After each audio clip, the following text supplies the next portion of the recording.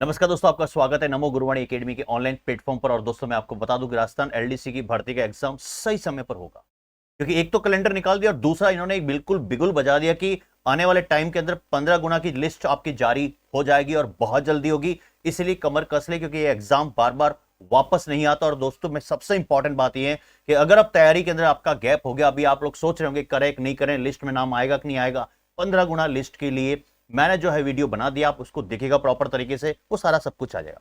दोस्तों हमारा जो चल रही थी सीरीज एमसीक्यू, राजस्थान एलडीसी की भर्ती की एमसीक्यू की सीरीज मैंने चलाई थी, जिसके अंदर मैंने ये कहा था कि एप्लीकेशन पर थ्योरी बहुत प्रॉपर तरीके चल रही है, क्योंकि मैं आपको बिल्कुल स्पष्ट बता चुका हूं कि इस प्लेटफॉर्म पर यहां पर थ्योरी क्यों नहीं चल रही है।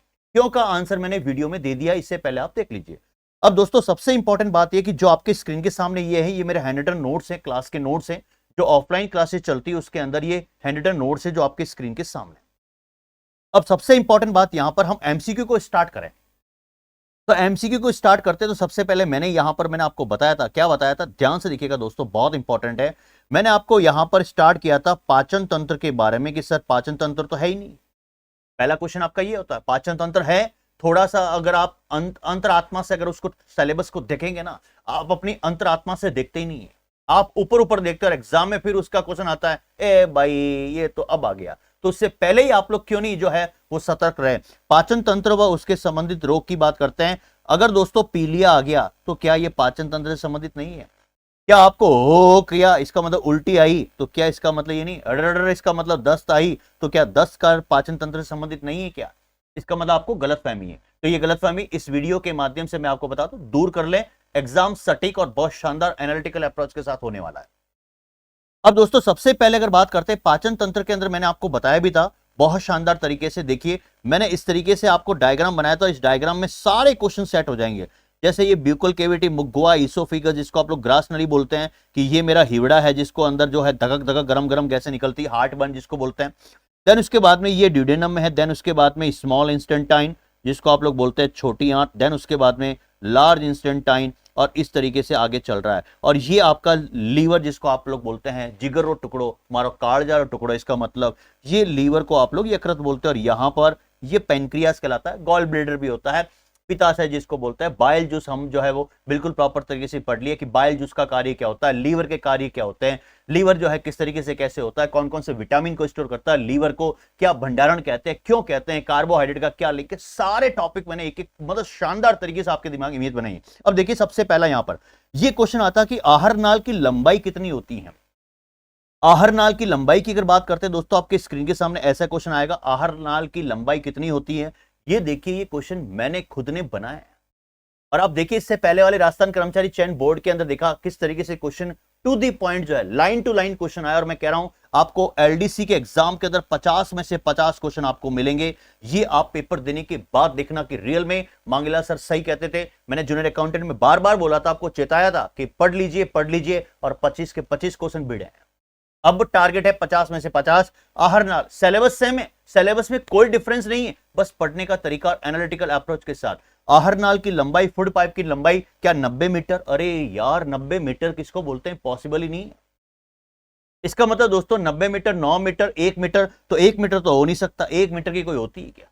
इसका मतलब हमें एग्जाम के अंदर क्वेश्चन है ना बहुत शानदार सटीक से हमें देखना पड़ेगा, एग्जामिनर किस तरीके से क्वेश्चन पूछता है वो सारी चीजें हमें देखनी है। इसका मतलब दोस्तों अप्रोक्सीमेट अगर देखें तो 9 मीटर के आसपास जो होती हैं वो होती हैं 9 मीटर के आसपास। 90 मीटर तो नहीं, पॉसिबल ही नहीं। कई सारे ऐसे भी होते हैं जे मतलब किसी को भी मतलब ऐसे टोरे लगाते हैं, आंख बंद करके ये हाथ लगा कि हाँ मेरे को ये इसने बोला था, मन में आया था ये आंसर 90 मीटर को, जबकि 90 मीटर गलत है। आंसर क्या होगा? That is called 9 metre, approximate 9 metre के आसपास।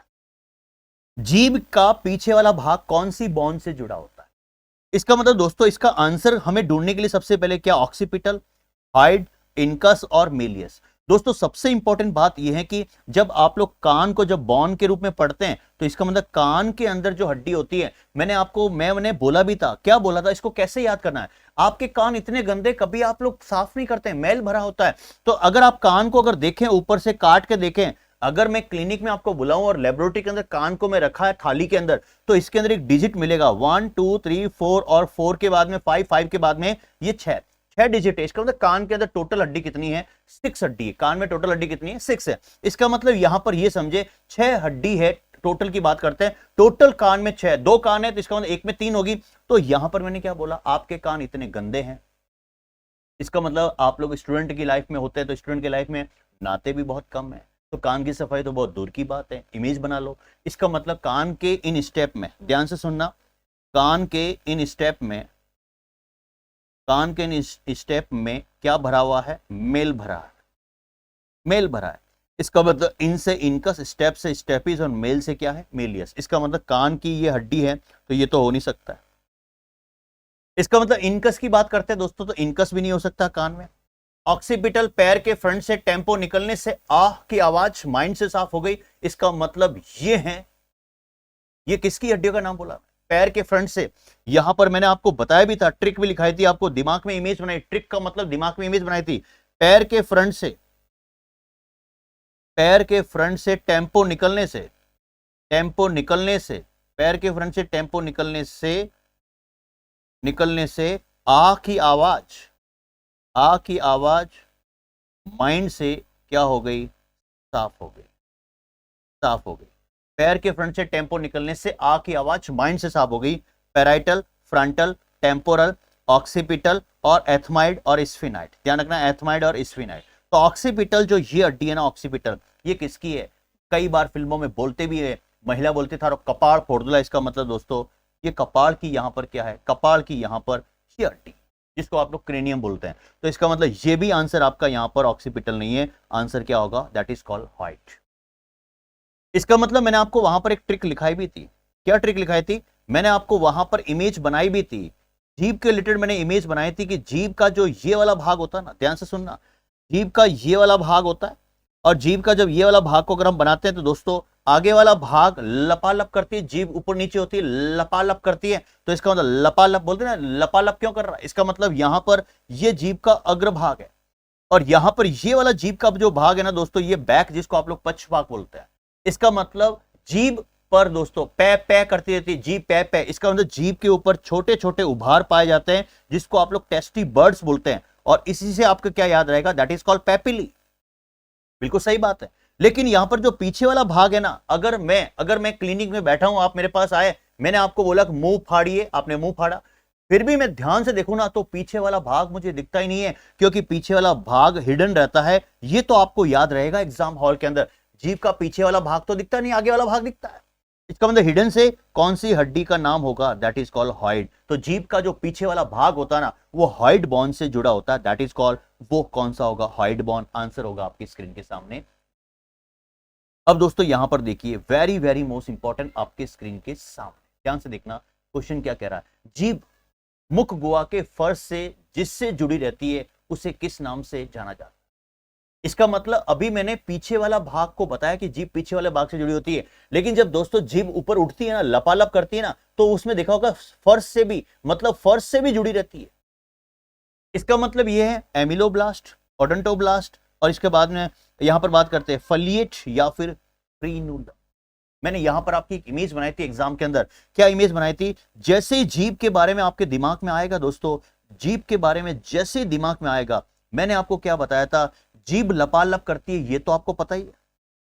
जीभ लपालप करती है कि बिल्कुल सही, कई बार फिल्मों भी सुनते हैं लपालप मत कर, लपालप लपलप कर रहा है, इसका मतलब जीभ लपलप कर रही है। और जीभ का जब ऊपर वाला भाग जिसे उठेगा तो इसका मतलब दोस्तों वो फ्री है तभी उठ रहा है। इसका मतलब वो क्यों उठ रहा है? कि दोस्तों फ्री है। और कोई भी व्यक्ति अगर फ्री रहता है ना तो उसका लपालप, इसका मतलब पंचायती ज्यादा होती है। जो व्यक्ति बिजी होता है ना, वो व्यक्ति कभी भी पंचायती नहीं करता है। फ्री व्यक्ति वाले हमेशा पंचायती करते हैं। तो इसका मतलब फ्री शब्द याद होगा, और फ्री से क्या आएगा? दैट इज कॉल्ड दोस्तों, जिसको आप लोग बोलते हैं फ्रीनूलम। क्या याद आएगा? फ्री से क्या आएगा? फ्रीनूलम। इसका मतलब इसका आंसर सीधा सा आएगा, that is called D answer, जिसको आप लोग बोलते हैं फ्रीनूलम। ये ध्यान रखना दोस्तों। आएगा नेक्स्ट क्वेश्चन है, कथन कौन सा सत्य है? कथन निम्नलिखित में से कौन सा सत्य है? ऑप्शंस आपके स्क्रीन के सामने। जीभ की सतह पर अधिक संख्या में उभार पाए जाते हैं, अभी मैंने बताया पैपिली, बिल्कुल सही है। पै पै पै पै पै पैपिली, इसका मतलब जीभ पै पै करती रहती है, दैट इज कॉल्ड, ये भी सही है आंसर। जीभ एक पेशी होता है, इसका मतलब मैंने क्या कहा? जिस व्यक्ति ने लपालप किए, इसका मतलब उसको पेश किया जाए, उसको क्या किया जाए? पेश किया जाए। तो मैंने आपको इमेज बनाई थी, ये पेशी, इसका मतलब मस्कुलर ऑर्गन है, कि बिल्कुल सही है। जीभ केवल घुलनशील रसायन, जीभ केवल घुलनशील रसायन को ही टेस्ट जो है कर पाती है। इसका मतलब दोस्तों, जो भी आपने देखा होगा भोजन के, जैसे सब्जी की बात करते हैं तो सब्जी में कितने सारे जो है केमिकल जो है वो होते हैं, चाहे वो मिर्ची ले लो, चाहे वो हल्दी ले लो, धनिया ले लो, उससे एक जो है वो एक रसायन का निर्माण होता है, वो एकदम रसायन घुल जाते हैं। फिर उसके बाद में आप लोग, जैसे आपने देखा होगा गोलगप्पे खाते हैं, पानी जैसे आप लोग कितना स्वादिष्ट लगता है, मतलब जीभ लबलबाती है, क्योंकि उसमें सारे केमिकल डिसॉल्व है, तभी वो जो पानी है ना आपको इतना मतलब टेस्टी लगता है, आप बोलते हैं एक गोलगप्पा और देना। इसका मतलब जीभ केवल घुलनशील रसायन को ही क्या है टेस्ट कर पाती है, जो घुला हुआ है, जो डिसॉल्व केमिकल है उसी को ही वो है टेस्ट कर पाती है। अनडिसॉल्व की बात करते हैं वो टेस्ट नहीं कर पाती। इसका मतलब एबीसी तीनों यहां पर सही हो। पैपिली कितने प्रकार की होती है? पैपिली कितने प्रकार की होती है मैंने आपको बताया भी था, और फिर भी वापस बता दूं, पैपिली दोस्तों यहां पर दोस्तों कितने प्रकार की होती है? 4 प्रकार की होती है। इसका मतलब एक तो होता है दैट इज कॉल्ड फली, के नाम से मैंने आपको एप्लीकेशन पर एक ट्रिक बताई थी, फिलीफॉर्म। फिर मैंने आपको बताया था पंजा, और पंजा से क्या बताया था, दैट इज कॉल्ड फंजीफॉर्म, ये भी आपको पता है। फिर तीसरी बताई थी सरकमटेंस, आपने सुना होगा, सरकमटेंस की मैंने एप्लीकेशन पर आपको जो है वो इमेज बनाई थी, दैट इज कॉल्ड, जिसको आप लोग बोलते हैं सरकमवैलेंट।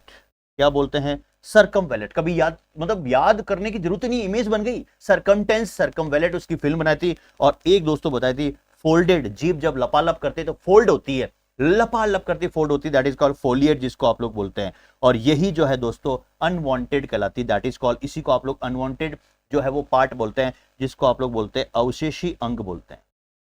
ये जीभ में अवशेषी अंग होता है। कई बार एग्जाम में क्वेश्चन आता है कि अपेंडिक्स जैसे क्वेश्चन आता है, हमारे बॉडी के अंदर अवशेषी अंग कौन सा है? अपेंडिक्स भी होता है, फोलिएट भी है। चैप्टर बहुत शानदार और नैरो और एनालिटिकल अप्रोच के साथ करने हैं। इस पूरे एमसीक्यू के अंदर आपको पता चल जाएगा रियल में कैसे। इसीलिए मैं कह रहा हूं एप्लीकेशन वाले जितने भी बच्चे हैं जो पढ़ रहे हैं, लाइव हो रिकॉर्डेड हो, आप जरूर एमसीक्यू देखिएगा दोस्तों। गारंटी कहता हूं आपको खुद को एनालिसिस होगा कि आपने जो मेरी थ्योरी की क्लास ली है, क्या आज यहां पर जो है विद प्रूफ के साथ में आपको याद हो रहा है कि नहीं हो रहा है, वो एनालिसिस आपको यहां पर कर पाएंगे। तो इसका मतलब दोस्तों कितने प्रकार की होती है? ये 4 प्रकार की होगी, ऑप्शन डी। सबसे ज्यादा टेस्टी बर्ड्स जो है वो किस पे होते हैं? मैंने क्या बोला था? मैंने आपको बोला था कि सबसे ज्यादा टेस्टी बर्ड्स कहां पर होते हैं। इसका मतलब वो कौन सा शेप होता है दोस्तों? जीभ को अगर मैं यहां पर आकार के रूप में अगर शेप कर देता हूं, मैंने आपको बताया था कि यहां पर जो ये वाला पार्ट है फली के आकार का, और फली हमेशा टेस्ट देती है। आपने ग्वार फली की सब्जी सुनी होगी, और ग्वार फली की सब्जी को, ग्वार फली को आप उबाल के और आप छमकिए दोस्तों, क्या जीभ लबालब होगी। इसका मतलब छाछ के साथ में, बटर मिल्क के साथ में, और सोगरा बाजरे की रोटी और मिर्ची का कुट्टा हो, दबाओ उसको, लबालब जीभ जो है ना वो लबालब करेगी। इसका मतलब फली से फिलीफॉर्म यहां पर मैंने बताया था, दैट इज कॉल्ड फिलीफॉर्म। इसका क्या होगा आंसर? फंजीफॉर्म हो नहीं सकता, और फंजी का मतलब पंजा, और पंजा वाला येरा, पंजा येरा। फिर सरकमटेंस की बात की थी तो मैंने आधा सर यहां पर परिधि बनाई थी, और आधा आपके पास हिडन है, तो ये परिधि वाला पार्ट हो गया। फिर फोलिएट वाले इस तरीके से मैंने बनाया था, ये लंबा लंबा जिसको आप लोग वर्टिकल बोलते हैं, दैट इज कॉल्ड फोलिएट। ये चीजें होती। नेक्स्ट क्वेश्चन आपके स्क्रीन के सामने दोस्तों ये रहा, वेरी वेरी मोस्ट इंपॉर्टेंट, ध्यान से सुनना। निम्नलिखित में से अवशेषी अंग, मैंने अभी बोला था क्वेश्चन आपके सामने आ गया, तो इसका आंसर क्या होगा? That is called folate. क्या होगा? फोलिएट। जीभ फोल्डेड होती है, दैट इज कॉल्ड फोलिएट, जो मैंने इमेज बनाई थी, और यहीं पर आपके स्क्रीन के सामने इमेज बन रही। फिर उसके बाद में देखिए दोस्तों क्वेश्चन क्या कह रहा है आपके स्क्रीन के सामने। दिए गए चित्र में कौन सा पैपिली का प्रकार, जो आपका डायग्राम जो क्यू दे रखा है ना, ये क्यू डायग्राम दे रखा है ना, ये क्यू डायग्राम के अंदर ये वाला कौन सा जो है वो, यहां पर मैंने क्या बताया? सरकमटेंस, परिधि की इमेज बनाई, परिधि बन नहीं रही है। पंजा, पंजा भी नहीं बन रहा है। और मैंने आपको बताया था फोल्डेड होती है, इसका मतलब फोलिएट। तो यहां पर क्या आंसर बनेगा? That is called folate. ये सारी इमेज बना चुका हूं, फटाफट क्वेश्चन छपेंगे।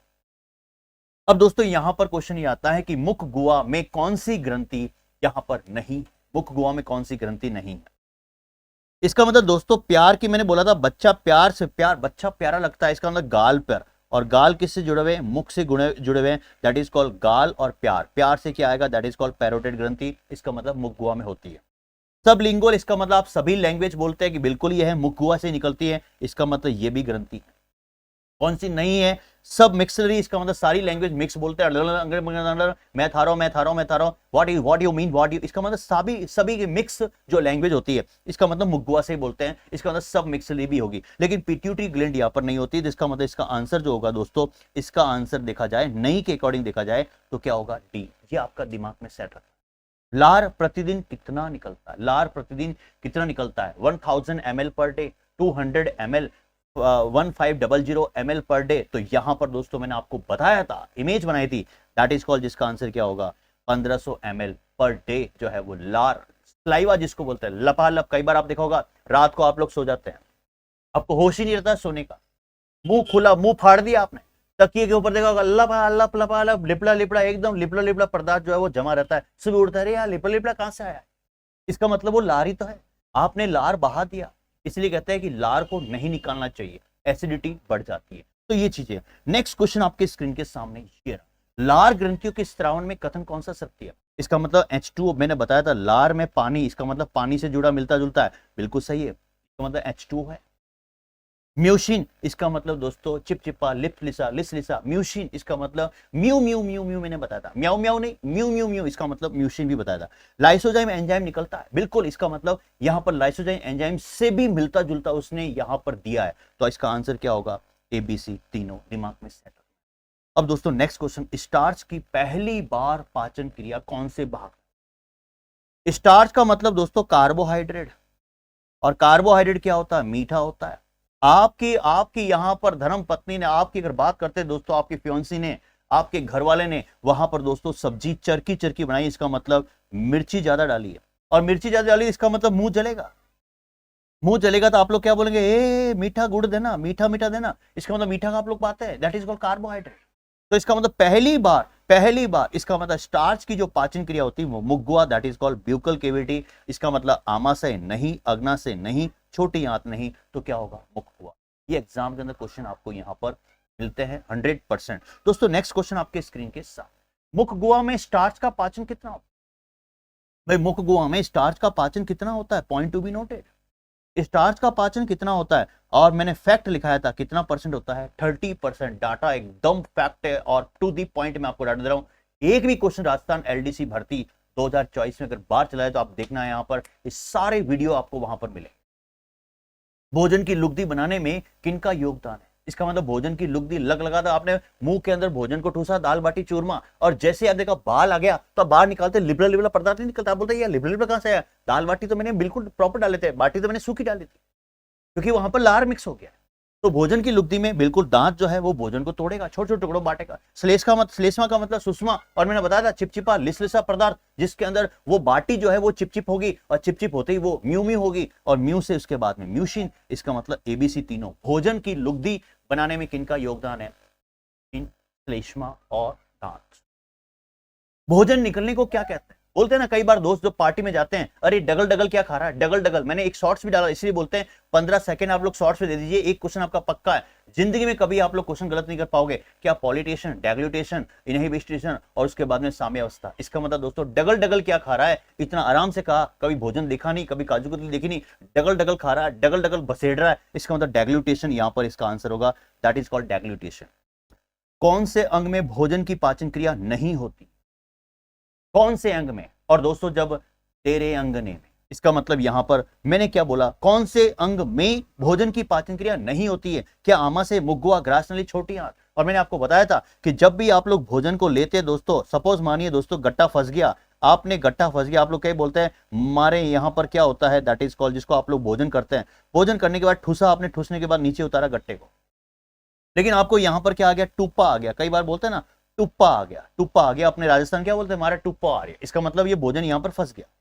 तो आराम से खाइए ना, डगल डगल खा रहा, डेग्लूटेशन, बदमाश कहीं का, इसका मतलब डगल डगल नहीं खाना। अब यहां पर इमेज क्या बनी है, भोजन की पाचन क्रिया कहां पर नहीं होती? भाई आमाशय में तो होती है ना, बिल्कुल होती है, मुगुआ में भी होती है, मैंने आपको बताया, छोटी आंत में भी होती है, ग्रास नली के अंदर भोजन की पाचन क्रिया नहीं होती है। इसका मतलब आंसर क्या होगा, इसलिए कहता हूं दोस्तों शानदार तरीके से पढ़िए, मस्त होके पढ़िए, क्योंकि एग्जाम जो है ना बहुत सटीक से होने वाला है। और मैंने क्या बोला, थ्योरी के बाद MCQ क्लास लेना, आप एनालिसिस करना, थ्योरी क्लास वहां पर चल रही है। एप्लीकेशन पर कई सारे बच्चों के डाउट थे कि सर आप लोग यूट्यूब पर पहले तो पढ़ाते थे, अब क्या हो गया, इस प्लेटफॉर्म पर आप लोग समझिए, मैंने इसका आंसर भी दिया है, क्योंकि यहां पर क्या है, थ्योरी क्लास यहां पर नहीं, मेरा 100% पोटेंशियल नहीं दे सकता। 100% पोटेंशियल में कई बार जो है वो आप लोग सब सोचिए कि इतनी बार जो है आप खुद समझे ना कि कई सारे ऐसी चीजें होती है जो इंटरलिंक होते हैं, सारे इंटरलिंक होते हैं, जो चैनल हो कोई भी हो। जैसे मैं कई बार जो है वो मतलब कई बार मुझे मैं जाके आप तुम पढ़ा रहे हैं, कला दिखा रहे हैं और आप गाना गा लेते हैं, आप डांस कर लेते हैं,